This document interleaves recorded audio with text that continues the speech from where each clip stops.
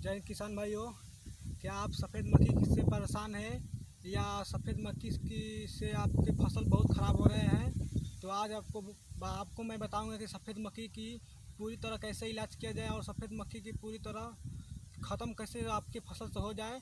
तो आपको मैं ऐसा दवा बताऊंगा जो सफ़ेद मक्खी को आपके फसल को पूरी तरह ख़त्म कर दे। किसान भाइयों, आपको सबसे पहले जानना जरूरी होगा कि आपके फसल में तना छेदक और फल छेदक क्यों लगते हैं, कहाँ से आते हैं सब तना छेदक और फल छेदक के कीड़े। तो सबको आपको जानकारी के लिए बता दूं कि तना छेदक और फल छेदक के कीड़े सफ़ेद मक्खी के से आते हैं। सफ़ेद मक्खी ही सब तना छेदक और फल छेदक के कीड़े के वाहक होती है सबसे बड़ा। तो आपको सबसे पहले अपने फसल में सफ़ेद मक्खी का नियंत्रण करना होगा और सफ़ेद मक्खी का नियंत्रण करना होगा। इससे आपको ये सफ़ेद मक्खी होती है ना, जो अपने साथ तना छेदक और फल छेदक के लार्वे लाती है, जो सब्जी में बैठती है और अंडे देती है, जिससे प्रकार से आपके फसल में तना छेदक और फल छेदक लग जाते हैं। और यह सफ़ेद मक्खी बैगन की फसल में और भिंडी की फसल में, कपास के फसल में और सब फसल में, बोदी में भी और अधिक और ज़्यादा कुछ फसलें में सफ़ेद मक्खी पाई जाती है। जिस फसल में पिल्लू लगते हैं, जो कीड़ा लगता है तना छेदक और फल छेदक, उसमें सबसे बड़ा रोग का कारण वाहक है सफ़ेद मक्खी ही वाहक है।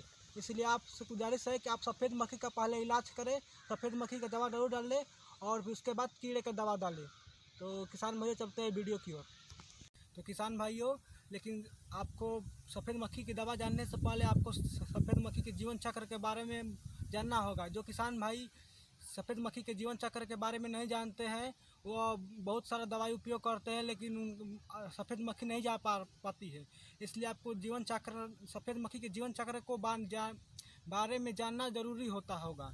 अगर आप सफ़ेद मक्खी के जीवन चक्र के बारे में जान जाएंगे तो कौन दवा इस्तेमाल करना है, तो आप अच्छे तरीक़ों से करोगे और कोई भी परेशानी नहीं होगा और आपके फसल से सफ़ेद मक्खी हट भी जाएंगी।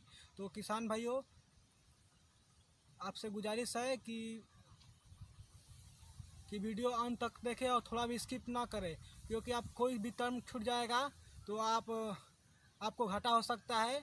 और किसान भाई, सबसे आपसे अनुरोध है कि वीडियो अंत तक देखें और लाइक शेयर और सब्सक्राइब जरूर करें। आप वीडियो पर देख लेते हो मगर सब्सक्राइब नहीं करते हो। आपसे गुजारिश है कि मेरा वीडियो पूरा देख ले, अंत में अच्छा लगे तो ही सब्सक्राइब करें, न तो मुझे सब्सक्राइब की ज़रूरत नहीं है। अच्छा लगे तो ही सब्सक्राइब करें। तो जय हिंद किसान भाइयों, चलते हैं आप वीडियो की ओर। तो किसान भाइयों, आपको दावा जानने से पहले आपको सफ़ेद मक्खी के जीवन चक्रण के बारे में जानना होगा। 80% किसान भाई का मानना है कि सफ़ेद मक्खी ही हमारे फसल के नुकसान का कारण है, लेकिन ऐसा कुछ नहीं है। हमारे फसल का नुकसान का कारण सिर्फ 20% ही सफ़ेद मक्खी होती है और 80% दूसरा कारक होता है। इसके लिए जानने के लिए हमको पहले आपको सफ़ेद मक्खी के जीवन चक्रण के बारे में पूरा जानना होगा। तो हाँ, तो चलते हैं कि सफ़ेद मक्खी का जीवन चक्रण क्या है। तो किसान भाइयों, सफ़ेद मक्खी हमारे फसल के पत्ते के निचले हिस्सों में लगते हैं और चिपके हुए होते हैं। जो एक सफ़ेद मक्खी लगभग 100 अंडे या 200 अंडे देते हैं। जो अंडे हमारे फसल को नुकसान थोड़ा भी नहीं करते। नुकसान तो ये तब करते हैं जब अंडे फूटकर निम्फिस या प्यूपा में बदल जाते हैं और यहीं से हमारी फसल का नुकसान अवस्था शुरू हो जाता है। जो 80% कारक यही है, जो निम्फिस या प्यूपा।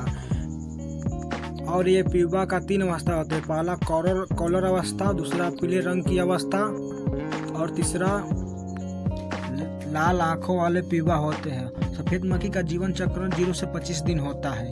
पहला दिन 0 से 6 दिन जब ये अंडे देते हैं और 6 से लगाई 20 दिन तक ये प्यूपा अवस्था होता है और 21 से 25 दिन होता है जब फिर सफ़ेद मक्खी बनकर उड़ जाते हैं। तो ये 6 से 20 दिन होते हैं। यही हमारे सबसे घातक 80% यही रोग के कारण है, जो सफ़ेद मक्खी से जो हमारे फल सब्जियों में उत्पन्न होते हैं। ये प्यूपा हमारे सब्जियों को 80% किस प्रकार नुकसान पहुंचाते हैं, इसको और डिटेल्स में जानने की कोशिश करेंगे और आपको बताने की कोशिश करते हैं। तो ये प्यूपा, जब ये सफ़ेद मक्खी पत्तों के नीचे जब अंडे देती है तो 6 दिन के बाद ये प्यूपा में अवस्था में आते हैं और आप देख सकते हैं कि ये प्यूपा होते हैं पत्ती से चिपक जाते हैं और पत्ती का रस चूसने लगते हैं, जिससे पत्ती देख सकते हैं कि यह सफ़ेद मक्खी का जो बैठी है, इससे पत्ती अच्छे है। लेकिन जो प्यूपा है, प्यूपा जो लगे है, पत्ती का रंग बदल गया है और ये सारे खाने को चूस जाती है सब पत्ती के, इससे आप पत्ती झुलसा हुआ दिखने लगता है और ख़राब भी दिखने लगता है और पत्ती गिरने भी लगता है। और ये जब प्यूपा बैठते हैं तो जहाँ रस चूसते हैं तो रस चूसते हैं तो यहाँ पर अलग सा धब्बा जैसा निशान हो जाता है। और देख सकते हैं कि आप कितना प्यूपा का सबसे ही अधिक रोल होता है हमारे सब्जियों को ख़राब करने के लिए। तो आप देख सकते हैं कि प्यूपा आप इस तरह देखिए, काले काले पत्ते के नीचे काले काले रंग का धब्बे कर देते हैं और पत्ते भी ख़राब दिखने लगते हैं और पत्ते गिरने लगते हैं। तो हमारे इस तरह आप जान सकते हैं कि हमारे 20% ही सफ़ेद मक्खी हमारे रोग के कारक है, लेकिन 80% हमारी फसल को प्यूपा ख़राब करते हैं।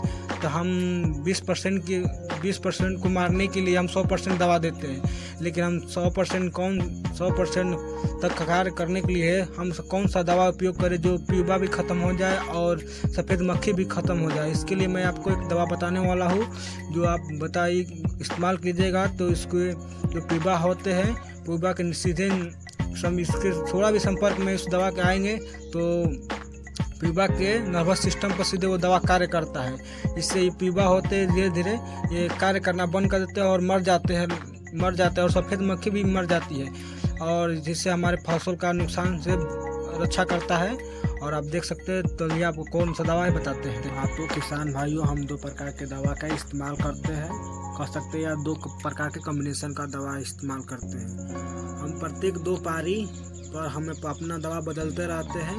तो पहले दवा का इस्तेमाल हम 6 दिन पर 2 पारी पर कर देते हैं और फिर दूसरी दवा का अगले 6 दिन का अंतराल पर 2 पारी पर करते हैं।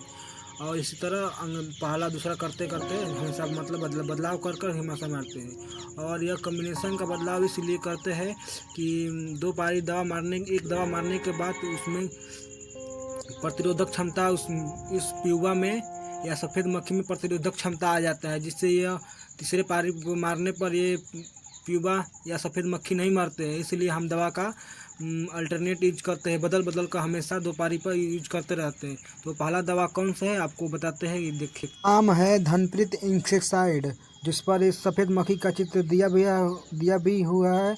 और इसका कॉम्बिनेशन है एस्टामिप्रिड 20%। और यह सफ़ेद मक्खी, माहू, तेला और सफ़ेद मक्खी को मारता है।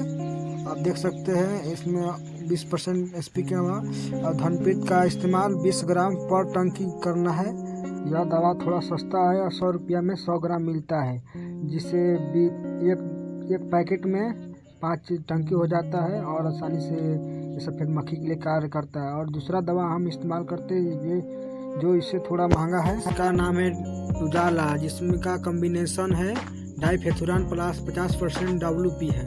आप बाज़ार में जब भी जाइए तो हमेशा कॉम्बिनेशन ही मांगिए, न कि कोई कंपनी पर जाइए। हमेशा कॉम्बिनेशन ही मांगिए कि ये कॉम्बिनेशन का हमको दवा दीजिए। और अलग अलग कंपनियां इसी कॉम्बिनेशन का दवा बनाती है, तो आप हमेशा बाज़ार में अलग अलग कॉम्बिनेशन का दवा इसी कॉम्बिनेशन का अलग अलग कंपनियां बेचती है तो दवा मांग सकते हैं। और कॉम्बिनेशन ही हमेशा दवा बाज़ार में मांगिए। और डाइफेथुरान जो कॉम्बिनेशन, इसका भी कार्य सफ़ेद मक्खी के सभी प्रजाति को जो भी आते हैं सफ़ेद मक्खी की प्रजाति में उसको मारता है और साथ में सफ़ेद मक्खी को भी मारता है। तो आप देख सकते हैं कि हम दवा जो इस्तेमाल की है, कितने मेरे बैगन के पौधे स्वच्छ है और इसमें एक भी सफ़ेद मक्खी नहीं लगे हैं और मेरे बैगन के पौधे स्वच्छ भी हैं। और मैंने एक वीडियो बनाया है जिसमें इस दवा का इस्तेमाल किया है और आपको डिस्क्रिप्शन में इस वीडियो का लिंक डाल देंगे। और आप देख सकते हैं कि मैंने सच में इस दवा का प्रयोग किया है। इस दवा का प्रयोग आप भिंडी में भी कर सकते हैं, क्योंकि भिंडी में भी सफ़ेद मक्खी और हरे मक्खी का शिकायत रहता है। तो अंत में आपसे गुजारिश है कि आप मेरे वीडियो को अच्छा लगे तो सब्सक्राइब ज़रूर कीजिए, क्योंकि आप पूरा वीडियो देख लेते हैं और सब्सक्राइब नहीं करते हैं। तो आप सब्सक्राइब कीजिए और अपने दोस्तों में शेयर ज़रूर कीजिए और साथ में बेल आइकन को भी दबा दीजिए ताकि आपको मेरी नई वीडियो का नोटिफिकेशन मिल सके।